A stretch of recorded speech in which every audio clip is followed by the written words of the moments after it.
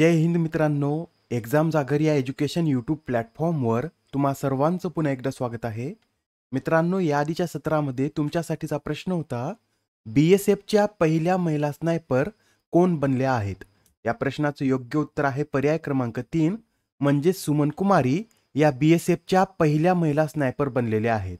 सुमन कुमारी यांनी इंदोर येथील central armament and combat skill school of border security force येथून 8 आठवड्यांचा कोर्स पूर्ण करत हा मान पटकावलेला आहे. या ज्या सुमन कुमारी आहेत या सध्या पंजाब युनिटमध्ये सब इन्स्पेक्टर म्हणून कार्यरत आहेत. आजच्या सत्राचा पहिला प्रश्न पहा. भारतातील पहिले डॉल्फिन संशोधन केंद्र कोणत्या राज्यात सुरू करण्यात आले? तर आता भारतातील पहिले डॉल्फिन संशोधन केंद्र हे बिहार राज्यामध्ये सुरू करण्यात आलेलं आहे. बिहारमध्ये कोठे? तर बिहारमधील पाटणा या शहरामध्ये हे डॉल्फिन संशोधन केंद्र सुरू करण्यात आलं असून 4 मार्च रोजी बिहारचे मुख्यमंत्री नितीश कुमार यांनी या डॉल्फिन संशोधन केंद्राचं उद्घाटन केलेलं आहे. हे जे डॉल्फिन संशोधन केंद्र आहे याच्या स्थापनेला केंद्र सरकारने 2013 मध्ये मान्यता दिली होती व आता 2024 मध्ये हे डॉल्फिन संशोधन केंद्र सुरू झालेलं आहे. हे केंद्र एकूण 4400 चौरस मीटर जागेवर स्थापन करण्यात आलं असून गंगा नदीपासून हे केंद्र सुमारे 200 मीटर अंतरावर आहे. आणि कोणत्या विद्यापीठामध्ये हे केंद्र स्थापन करण्यात आलं आहे? तर पाटणा विद्यापीठामध्ये हे केंद्र स्थापन करण्यात आलेलं आहे. गंगा डॉल्फिन विषयी हे सुद्धा नोट करून घ्या. गंगा डॉल्फिन हा भारताचा राष्ट्रीय जलचर प्राणी आहे आणि याचं वैज्ञानिक नाव काय आहे? तर प्लेटानिस्टा गंगेटिका असे याचं वैज्ञानिक नाव असून हे डॉल्फिन भारत, बांगलादेश आणि नेपाळ या देशामधील गंगा, ब्रह्मपुत्रा, मेघना, कर्णपुली आणि सांगू या नद्यांमध्ये आढळते.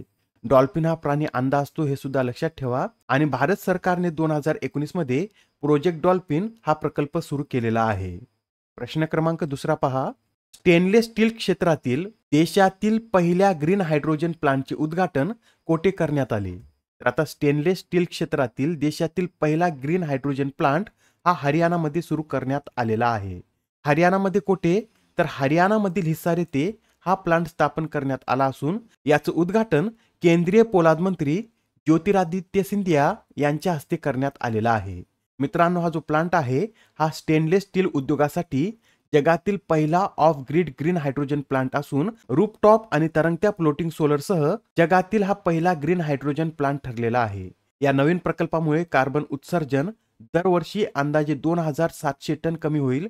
तसेच पुढील 2 दशकात कार्बन डायऑक्साईड उत्सर्जन 54,000 टन कमी होईल असं देखील सांगण्यात आलेलं आहे. याबरोबरच हे सुद्धा लक्षात ठेवा, दक्षिण आशियातील सर्वात मोठा शस्त्रास्त्र प्रकल्प उत्तर प्रदेशमधील कानपूरमध्ये सुरू करण्यात आलेला आहे.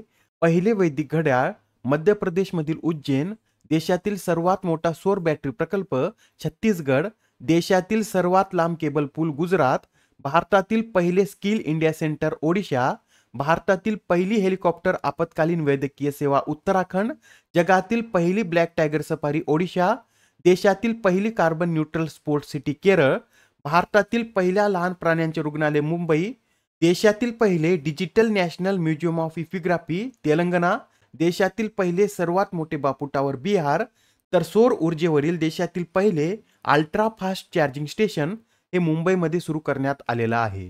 नेक्स्ट क्वेश्चन पहा. अलीकडेच रतलाम रियावान या लसणाला GI टॅग देण्यात आला. तर या लसणाचे उत्पादन कोणत्या राज्यात केले जाते? काय नाव आहे या लसणाचं?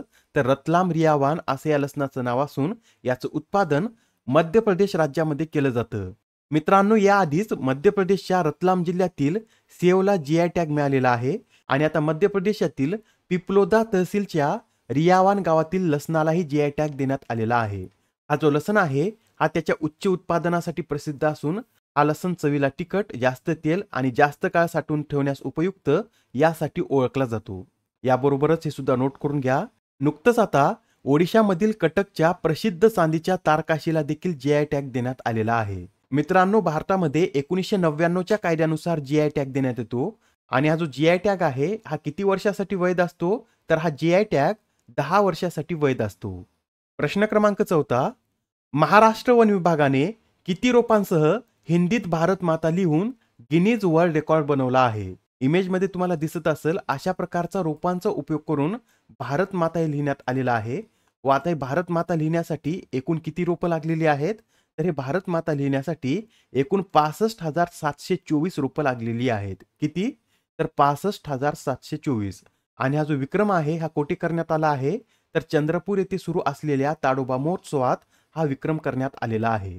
हा जो ताडोबा महोत्सव आहे हा 1 मार्च रोजी सुरू झाला होता आणि 3 मार्च रोजी हा महोत्सव संपलेला आहे. प्रश्न क्रमांक 5वा. ब्लूमबर्गद्वारे प्रकाशित जगातील अब्जाधीशांच्या यादीत प्रथम स्थान कोणी पटकावले आहे? तर आता ब्लूमबर्गद्वारे प्रकाशित जगातील अब्जाधीशांच्या यादीत जेफ बेझोस यांनी प्रथम स्थान पटकावलेलं आहे.